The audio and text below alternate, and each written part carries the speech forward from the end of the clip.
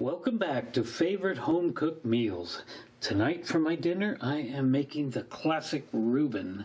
So the first time I ever ate a Reuben sandwich was in 2004, and there's a very funny story behind that, but in restaurants long before then I had made Reuben sandwiches hundreds and hundreds of times. So I have a jar of sauerkraut, which will be a main ingredient for the Reuben.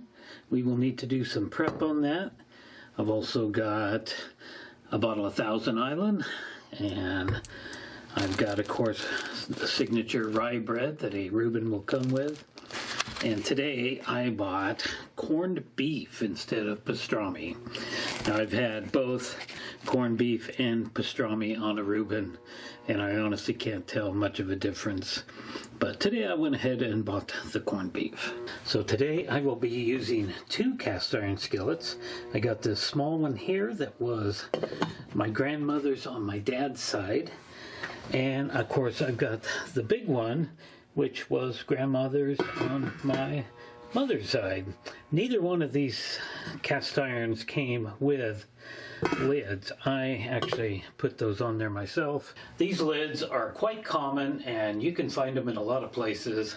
I actually bought this pan here some years ago, and it's got the exact same lid as this, and it came with this stainless steel pan. And for some reason, this stainless steel pan is copper on the bottom, and I don't know why that is. You can get these lids at various places where you can buy pots and pans. And of course we got our au jus. I'm going to need to add some water to that.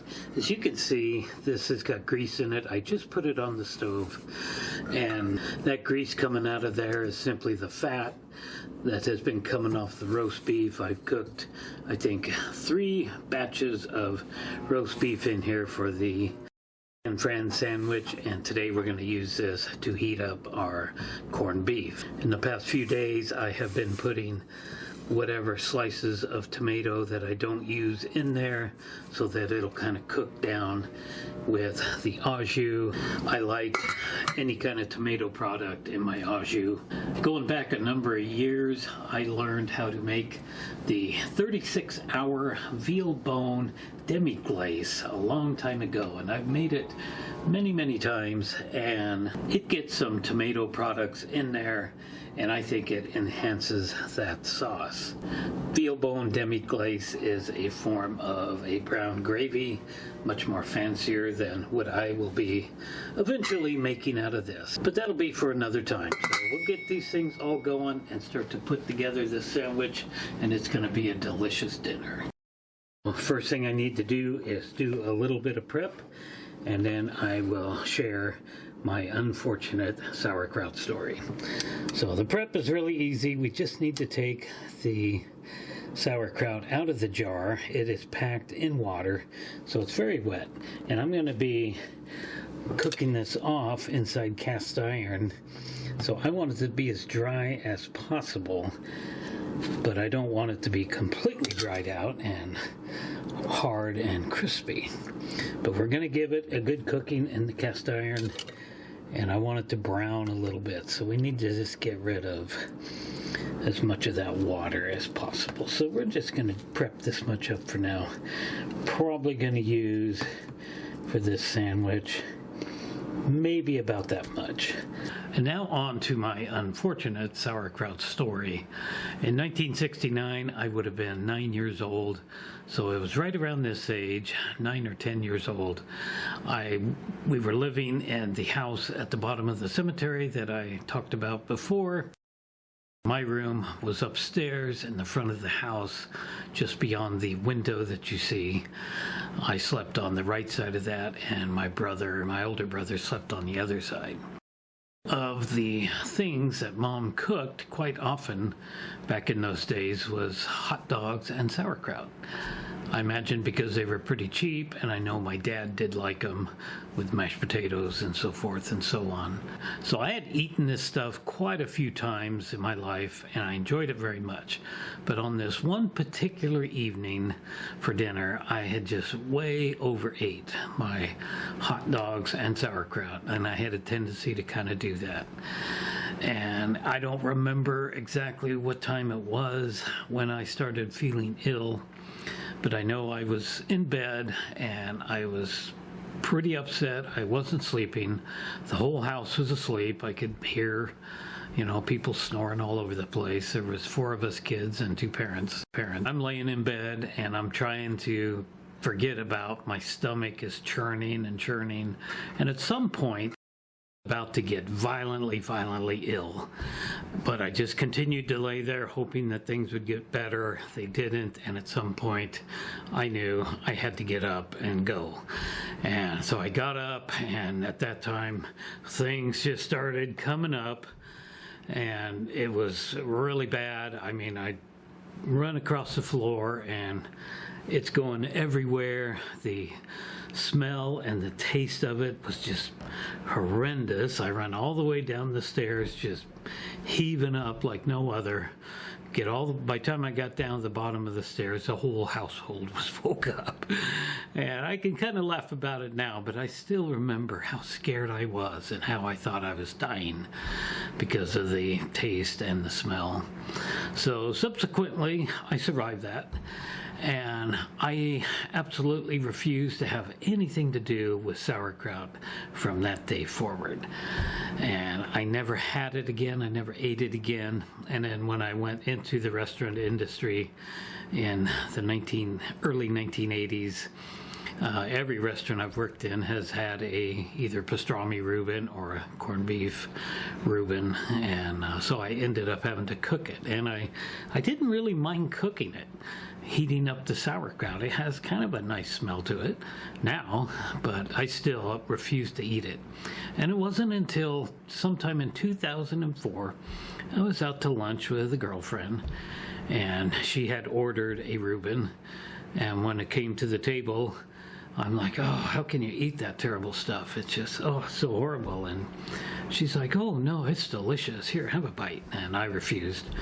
And at some point, she had taken a knife and cut off a small bite of it and says, here, try it. So I finally did. And I was just astounded at how delicious it was. And I think I actually had another bite of it. It was just the flavor of the corned beef or pastrami and the cheese and the bread. And the Thousand Island dressing was very, very delicious. So I've been having Reuben sandwiches pretty much regularly since then, 10, 15 times a year probably, maybe a little bit more. But for a long time, for a lot of years, I would not have anything to do with sauerkraut whatsoever. But now I love it in a Reuben sandwich. Okay, first thing we need to do is get a little bit of oil in there, and that's a lot of oil, doggone it, that's way too much. But we can, yeah, that's like mass, that's like 3 times as much. Let's pour some in here. Okay, unfortunately, we'll have to take some of that out. So let's cut. Take some of that oil out of the pan. So we're going to grab about this much. And there we go. You can hear that sizzling. That's what I like. So we're going to cook that pretty hard. I've got that turned up higher than it should be for like making my bread. So we'll go ahead and get that started over here. All right, we got 1 slice of cheese in the bread, and then we'll get into the cheddar, and we'll put 1 slice on the other side. Sauerkraut around just a little bit. It's absorbed all that oil that was in there, and you can see, well, maybe you can't, but it's just starting to brown on that side. So that's the way I like it. Our au jus water is boiling really nicely, so we'll grab about 3 good slices of that, drop into there, and then we can turn that off, because that's not going to have to be in there very long. Things are going pretty good. You can see my cast iron is very non-stick, even with this sauerkraut in there. We'll take our sauerkraut tool, check our bread, and oh, it's beautifully toasted. Yes, onto the cutting board with that. Oh yes. Any longer and we would have black bread. We don't want that. Turn that burner off, move that cast iron away from there. The corned beef is ready to come out, so we will take that out. We need a fork, and I got a fork. All right, pull that out of there.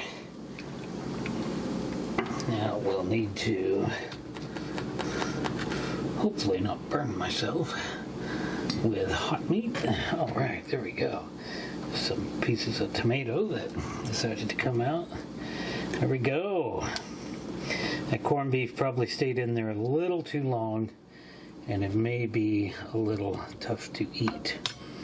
But I just got a little bit messed up with trying to film as well as make my sandwich. So now the lovely, extra lovely sauerkraut. And look at that beautiful cast iron. If you can cook sauerkraut in there, you know your cast iron is non-stick, and that is non-stick. All right, and then the one last item we need to put in here, on here, is our Thousand Island dressing. Some places that I've worked, in fact, probably most all the places I have worked, have mixed the raw coleslaw. And what in the world? Why won't that come out of there? Well, we're having some issues here. Stand by. All right, there we got it. I didn't have the hole poked in there enough, and that's probably enough. That Thousand Island will be pretty powerful. But as I was saying, is some places, in fact, all the places that I've worked at that has a Reuben sandwich, think you need to take the raw coleslaw and mix it with the Thousand Island and then keep that in the fridge and then grill it up.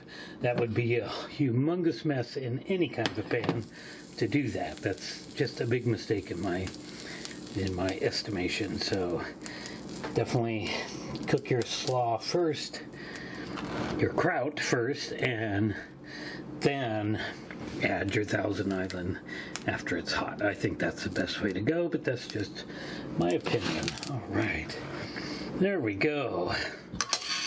So let's cut that in half.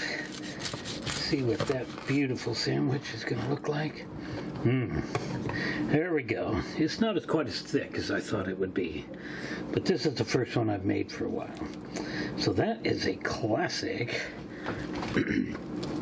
Reuben sandwich. This is the end result.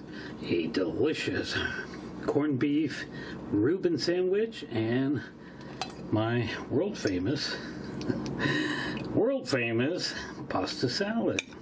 Alrighty, can't wait to eat this dinner. So if you liked this video, please like and subscribe, and I'll see you next time. Thanks for watching. Let's go eat.